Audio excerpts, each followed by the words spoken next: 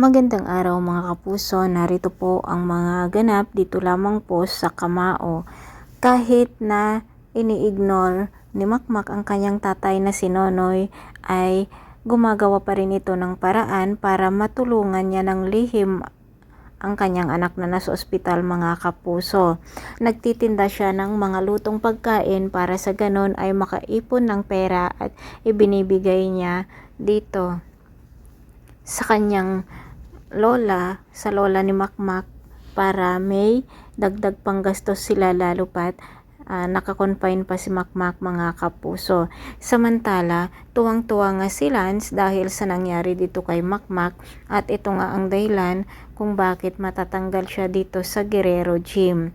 Nakiusap si Doming dito kay coach o dito sa coach ng Guerrero Gym na pabalikin si Makmak, ngunit sinabi ng coach na baka hindi na ito mangyayari dahil nga sinuway ni Makmak ang patakaran dito sa Guerrero Gym na bawal makipagboxing dito sa illegal lalo na sa underground fight.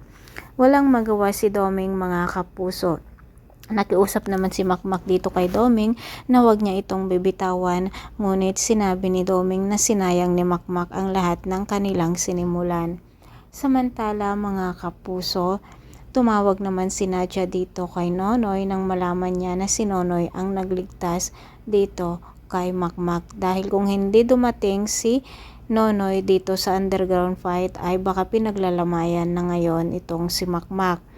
Samantala mga kapuso, nag-cruise na naman muli ang landas ni Nonoy at ang kanyang kalaban sa boxing noon na ama nitong si Lance mga kapuso, at talaga namang pambubuli ang sinabi ng lalaking ito dahil sa sinabi niya na ang isang sikat na boksingero noon ngayon ay nagtitinda na ng mga ulam.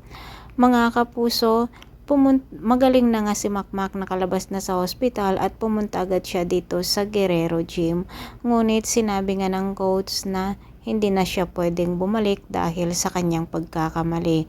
Nagmamakaawa si Makmak ngunit wala itong magawa mga kapuso, at tuwang-tuwa naman si Lance dito sa nangyari kay Makmak at ipinagkalat nga niya sa buong Guerrero Gym na matatanggal na nga si Makmak. Mga kapuso, pakabawangan po natin ang bawat episode dito lamang po sa Kamao. Maraming salamat. God bless. Bye-bye.